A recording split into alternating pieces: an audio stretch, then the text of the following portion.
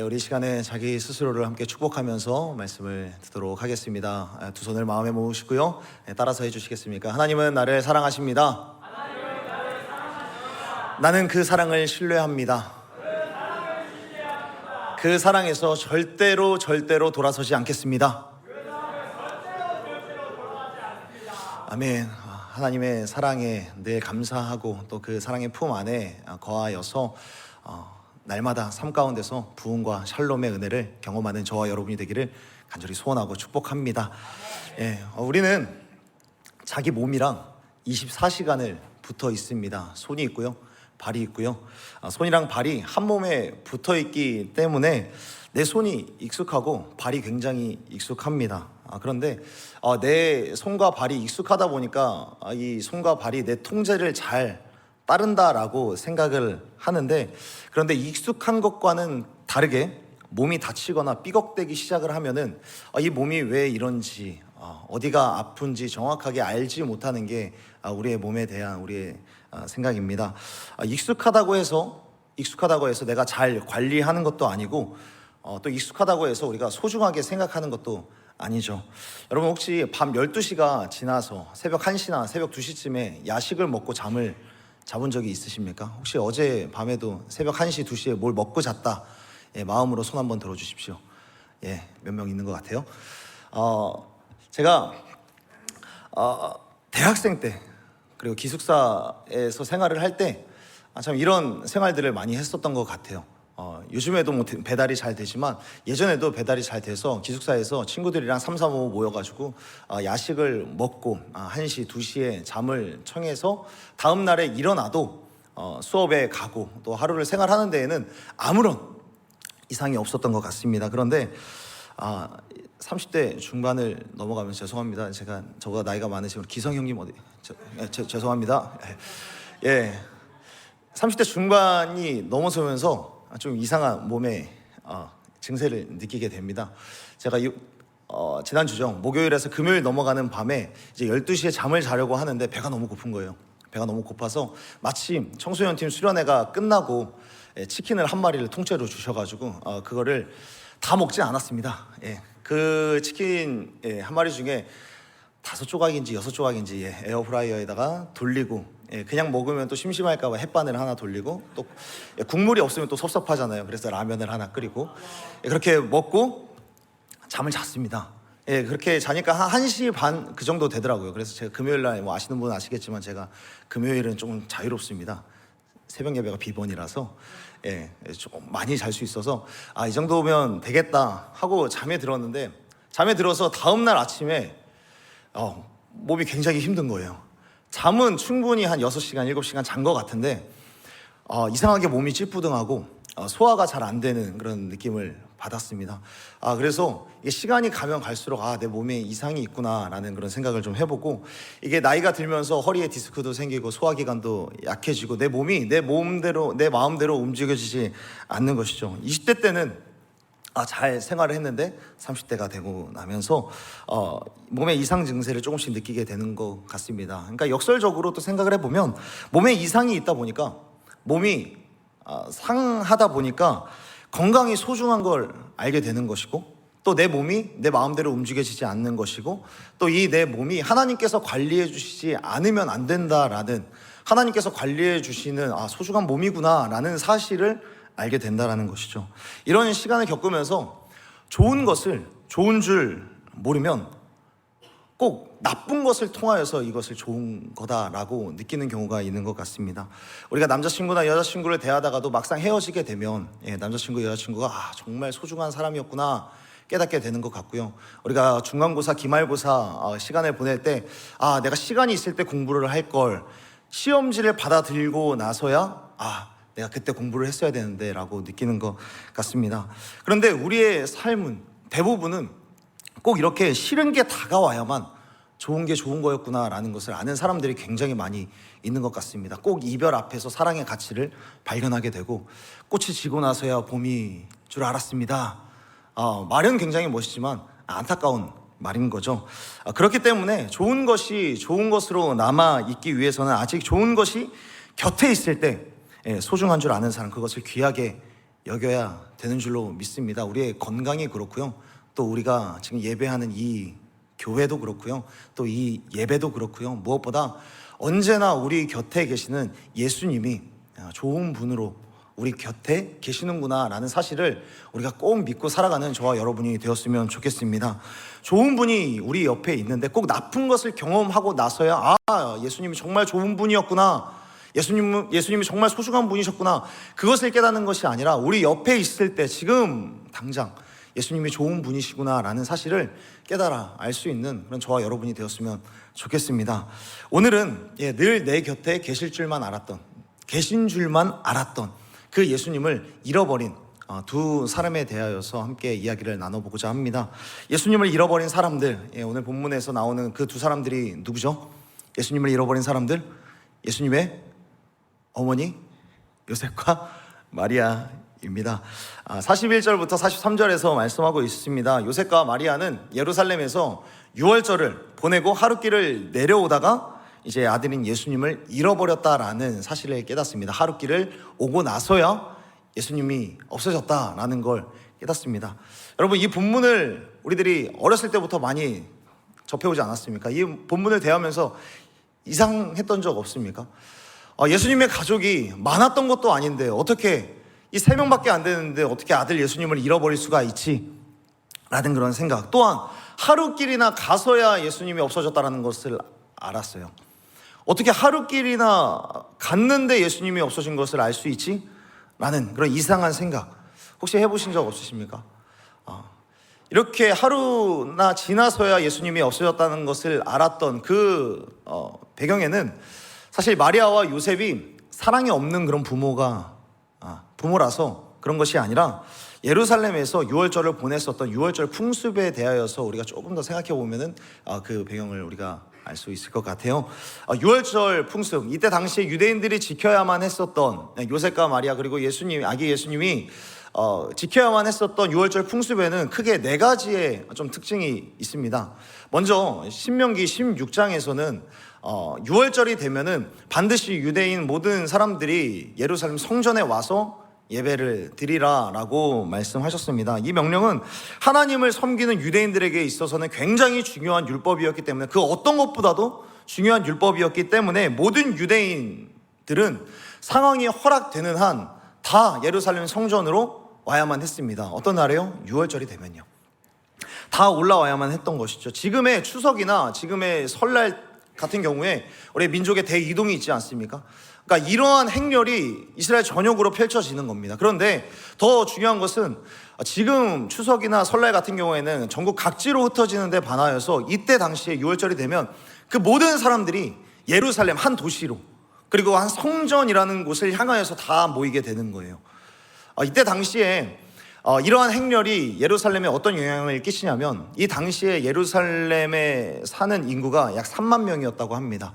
그런데 이 당시에 유월절 기간이 되면은 약 30만 명이 예루살렘 안으로 모이게 되는 거예요.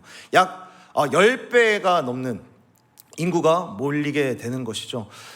물론 인구 차이로는 27만 명이겠지만 그 배율로 따지면은 10배 아닙니까? 그러니까 수원 이 도시에 지금 119만 명이 살고 있는데 이 도시에 1000만 명이 몰려 있다라고 생각을 해보십시오. 얼마나 많은 사람들로 붐비겠습니까?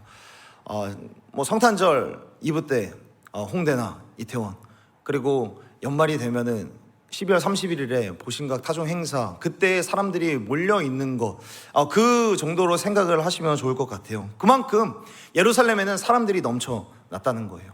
이게 첫 번째 특징이고요. 또 두 번째 특징으로는 유대인들은 예루살렘으로 올라가는 길을 그 가족만 가지 않습니다. 예루살렘으로 올라가는 그 길을 갈 때에 친척들과 함께 만나서 동행을 하게 되는 거예요. 그러니까 이때 당시에 예루살렘과 그리고 예수님께서 사셨던 나사렛이라고 하는 이 지역은 약 240km의 거리가 됩니다. 그러니까 240km면은 서울에서 대구까지의 거리죠. 그러니까 대구에서 서울까지 가는데 그냥 KTX 타고 그냥 한 번에 쭉 가는 게 아니라 나사렛에서 예루살렘까지 가는데 그 지역들을 가는 곳곳에 친척들이 사는 지역들을 함께 들러서 그 친척들과 같이 움직이는 겁니다.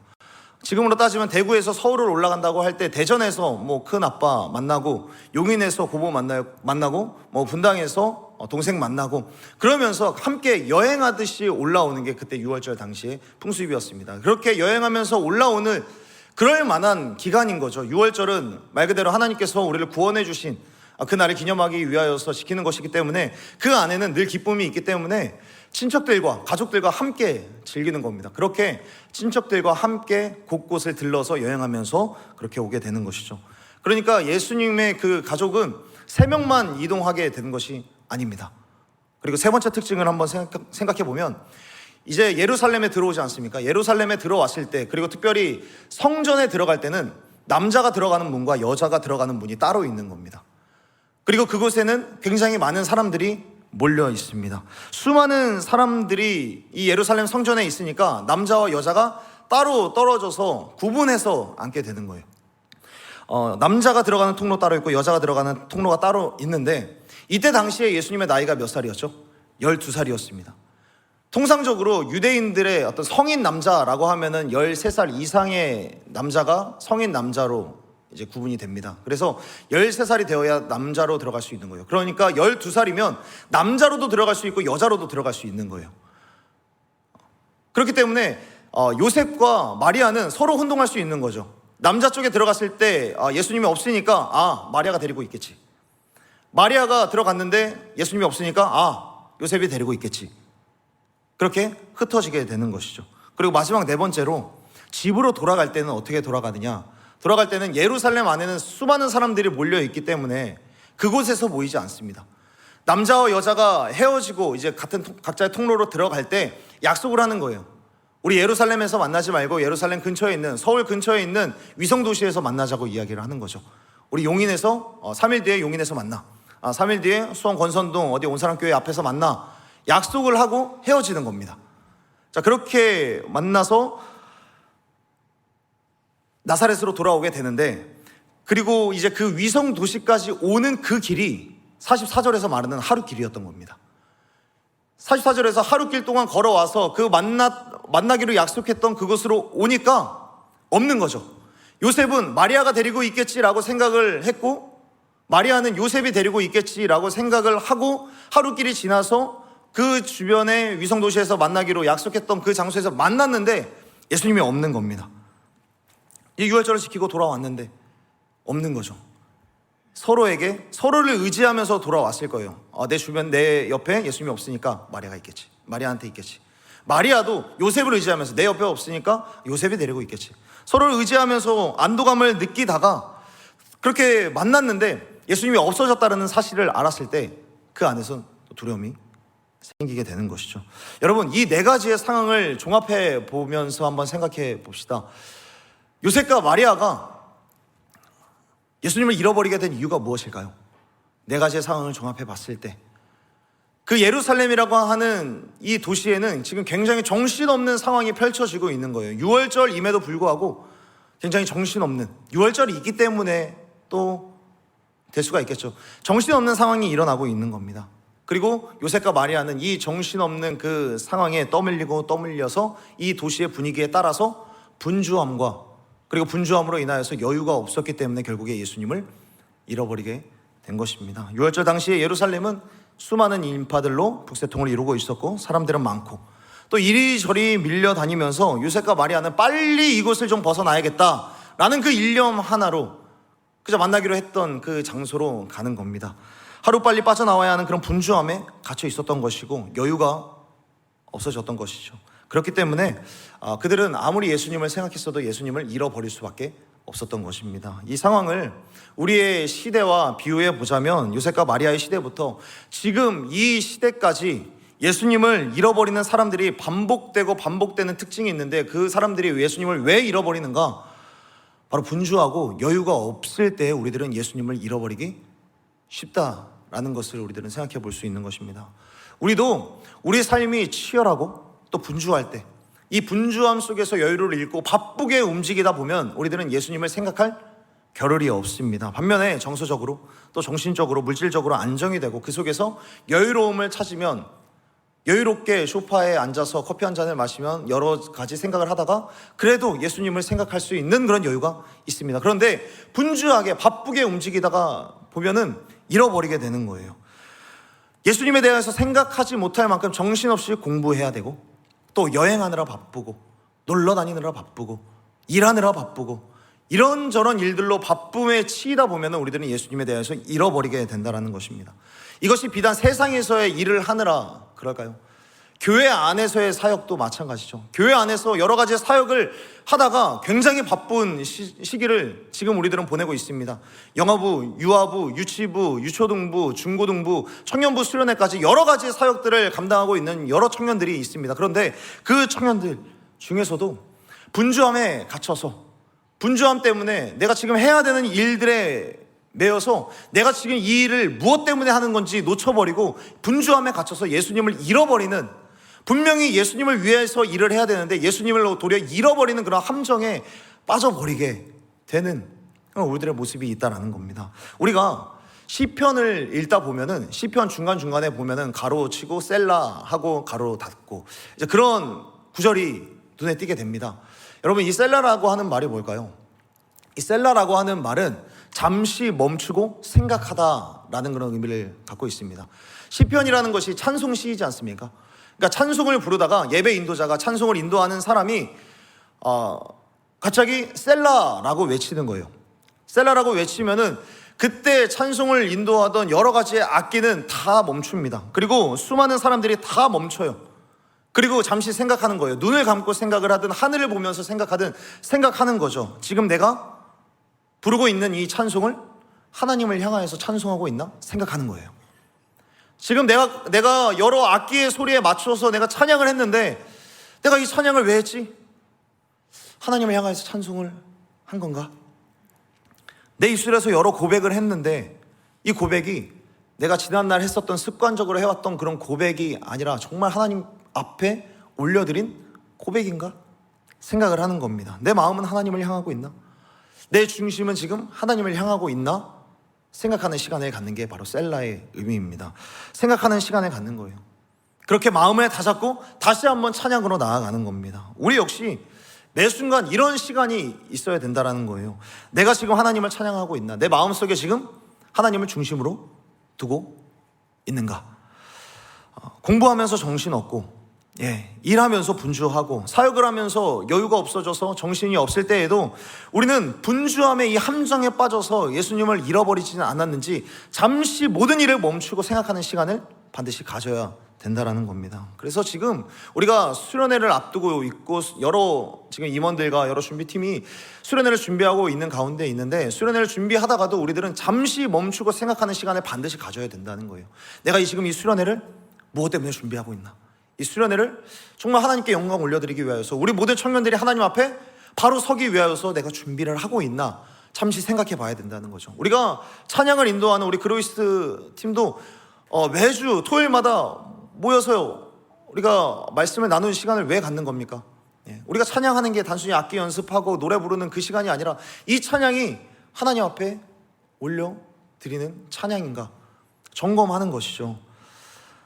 우리가 수련회에 가서도 우리들은 이런 시간을 가져야 될 줄로 믿습니다. 레크레이션을 하다가도 잠시 멈추는 거예요. 잠시 생각하는 겁니다. 그렇다고 진짜 멈추면 안 됩니다. 그러니까 우리의 마음으로 일단 멈추자는 거예요. 멈추고, 내가 지금 이거 왜 뛰어놀고 있지? 내가 미친 건가? 아니야. 하나님께서 주 안에서 하나 된 우리가 함께 연합하는 걸 하나님 기뻐하시지, 이 모습을 통해서 하나님 영광 받으시지, 한번 생각하는 겁니다. 기도회를 하다가도 막 셀레브레이션 막 할 때도 이걸 왜 하는가? 그냥 단순히 드럼 박자에 심취해서 미친 듯이 뛰는 것이 아니라 하나님께서 우리에게 은혜 주신 것에 대해서 감사하고, 우리를 구원해 주신 것에 대해서 감사하고, 우리의 삶의 방향성을 알려주시고 그것으로 인도하실 것을 믿고 그 하나님께 중심을 두고 우리들은 셀레브레이션 찬양하고 미친 듯이 뛰어야 되는 거죠. 그 마음이 있으면 미친 듯이 뛰어도 좋다는 거죠. 우리들은 잠시 멈추고 생각할 수 있는 시간을 가져야 됩니다. 나는 누구고 여긴 어디지? 하나님은 어디에 있지? 하나님이 내 마음에 있나? 우리들은 반드시 생각하는 시간을 가져야 된다는 것이죠. 이렇게 분주함과 조급함 속에 있었던 요셉과 마리아는 예수님을 결국에 잃어버리고 말았습니다. 자기가 할 일이 있는 거죠. 빨리 나가야 된다는 것.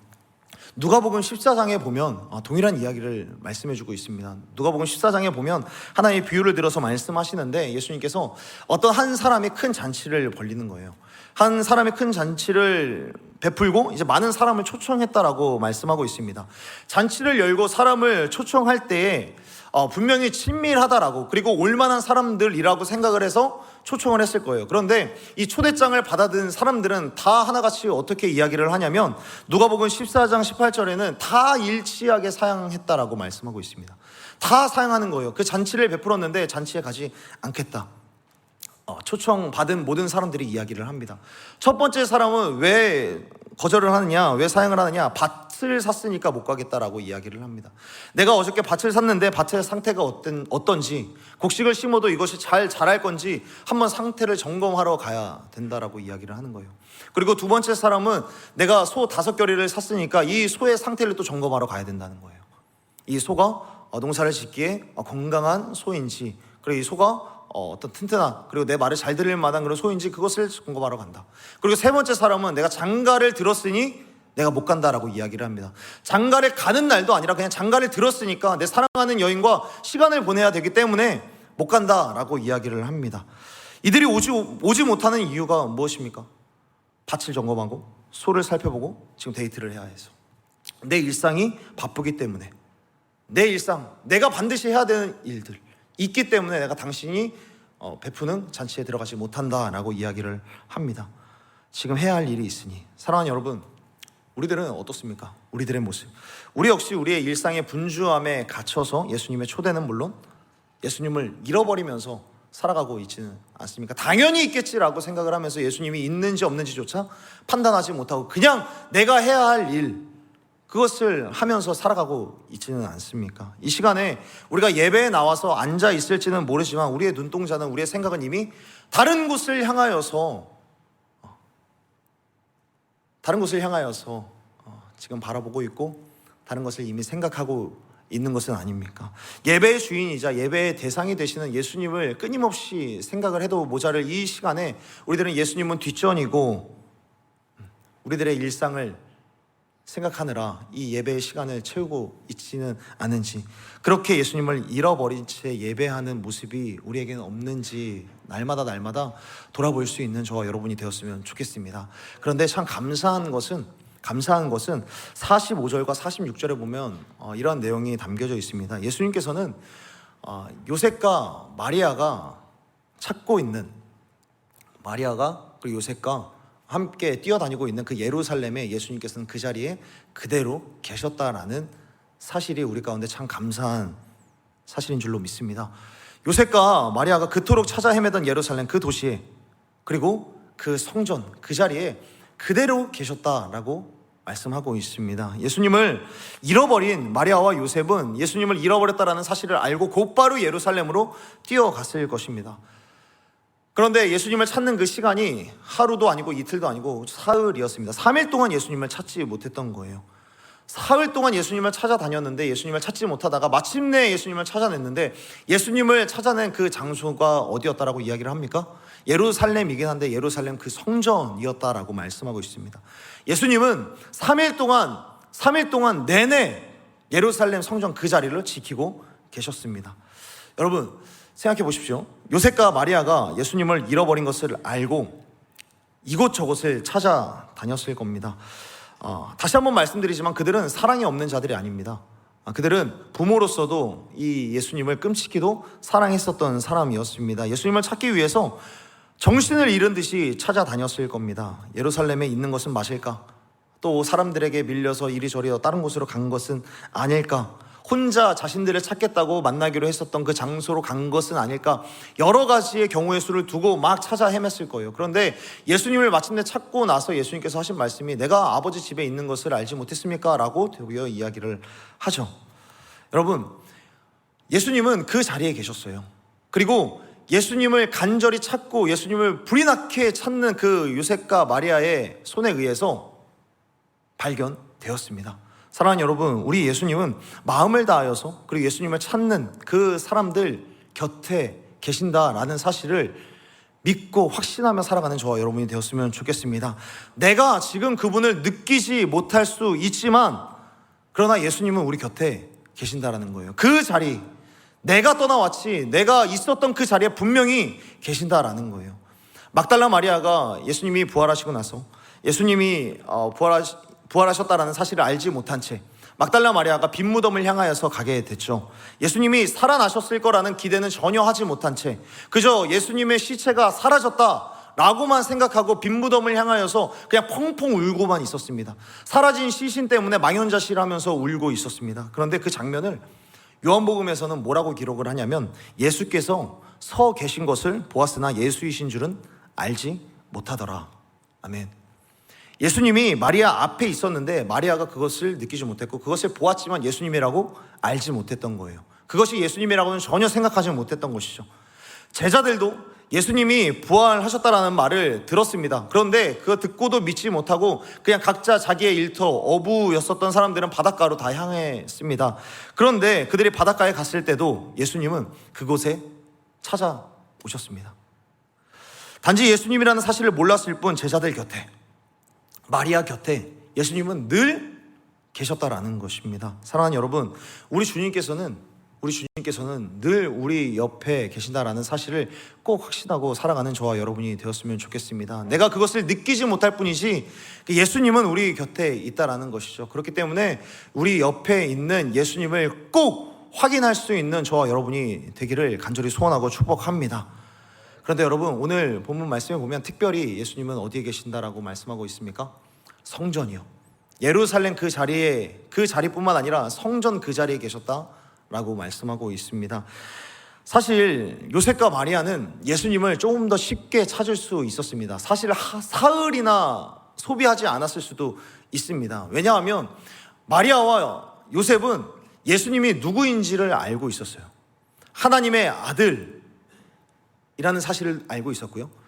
우리를 구원하시기 위하여서 이 땅에 내려오신 하나님이라는 사실을 너무나도 잘 알고 있었습니다. 이 사실을 믿었습니다. 예수님이 태어나시기 전부터 주의 사자가 하나님께서 친히 말씀해 주셔서 예수님이 하나님이시라는 사실을 분명히 알고 있었습니다. 그렇다면 유대인들의 사고 체계에서 하나님이 있는 곳은 어디였을까?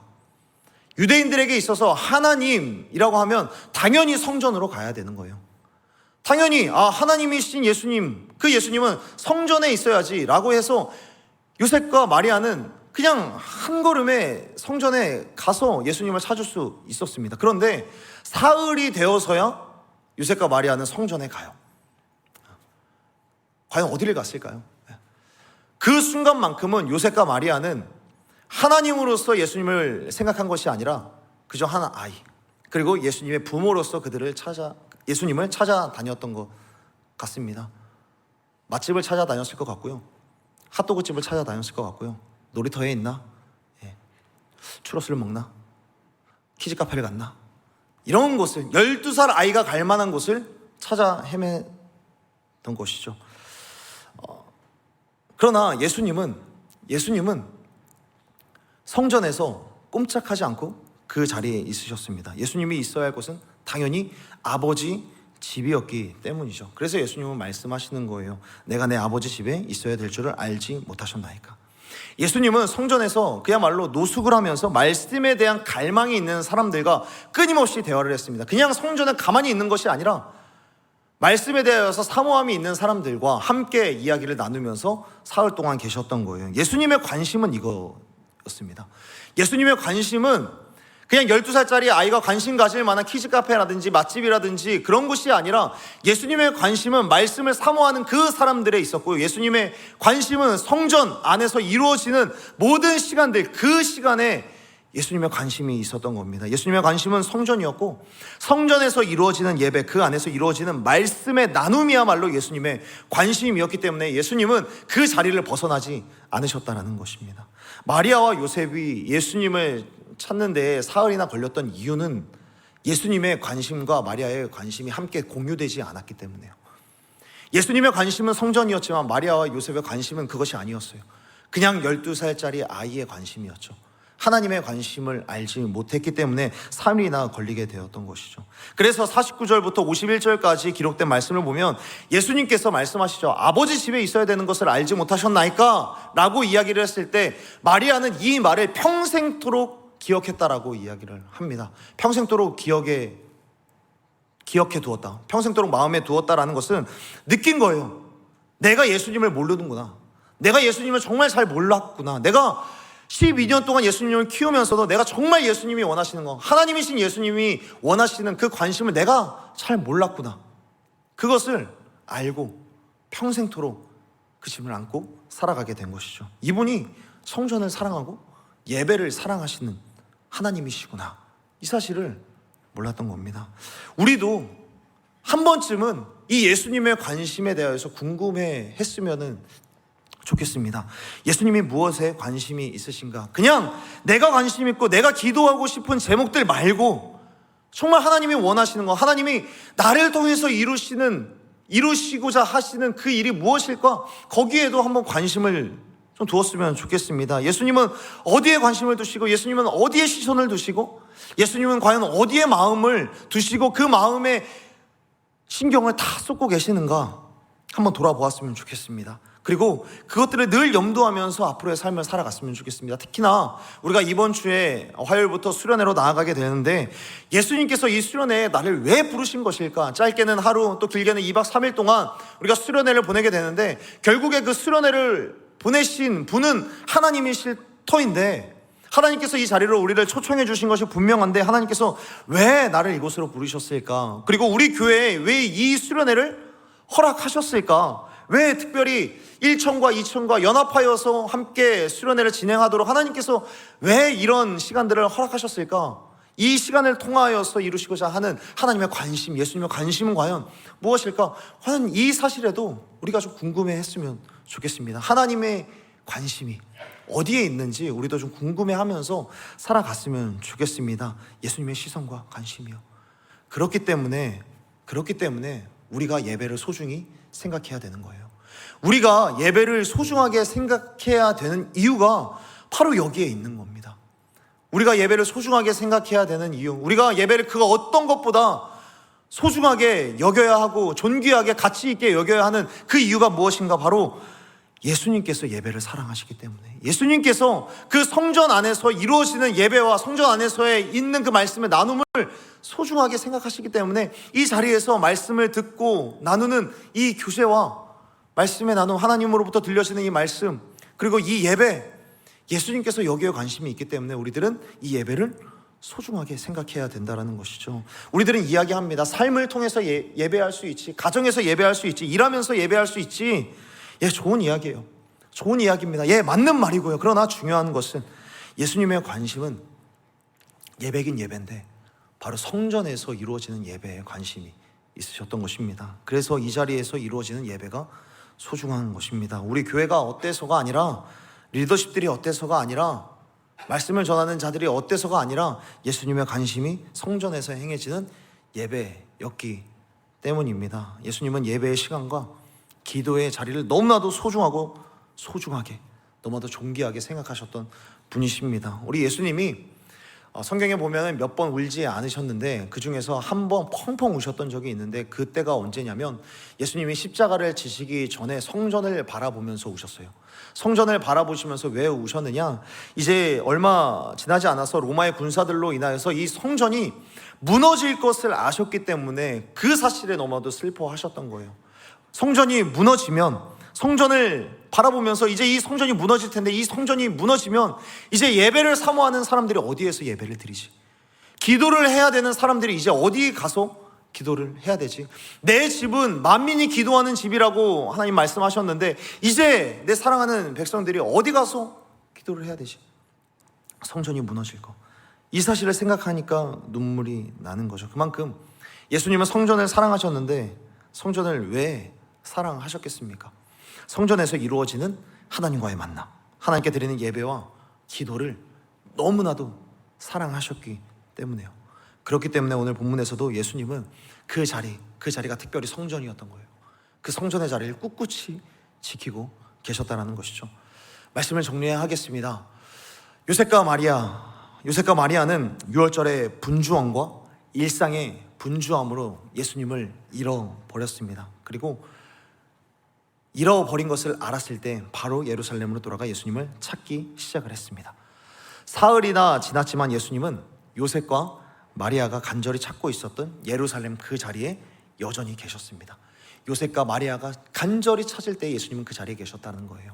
간절히 찾을 때 예수님을 다시 찾을 수 있는 저와 여러분이 되었으면 좋겠습니다. 특별히 유월절에 제사가 행하여졌었던, 하나님 앞에 제사가 올려드려졌고 예배가 드려졌었던 그 성전, 그 자리에 계셨습니다. 예수님의 관심은 바로 성전, 그리고 성전에서 드려지는 예배였기 때문에 우리 예수님은 성전 그 자리를 꿋꿋이 지키고 계셨습니다.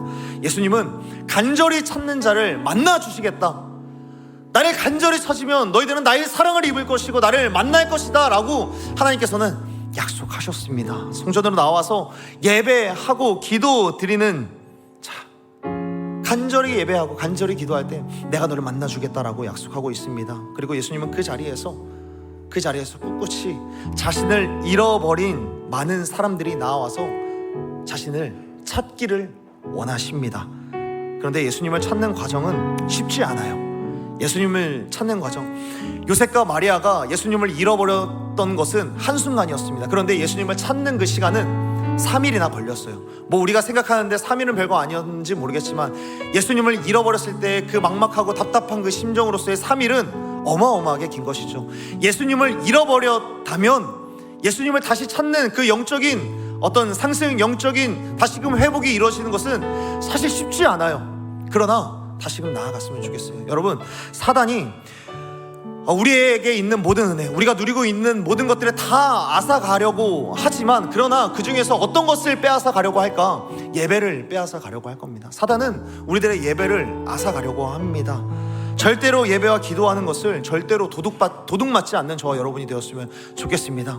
예배하러 나와서 하나님을 찾는 그 시간, 3일이나 걸리는 그 시간, 회복되려면 그 긴 시간을 보내야 되는데 이거 언제 해?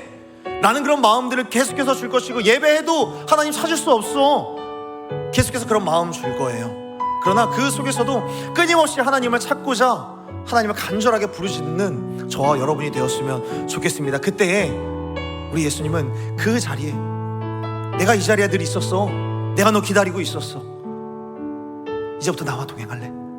우리 예수님 분명히 우리들의 손을, 우리들의 마음을 만져주실 줄로 믿습니다.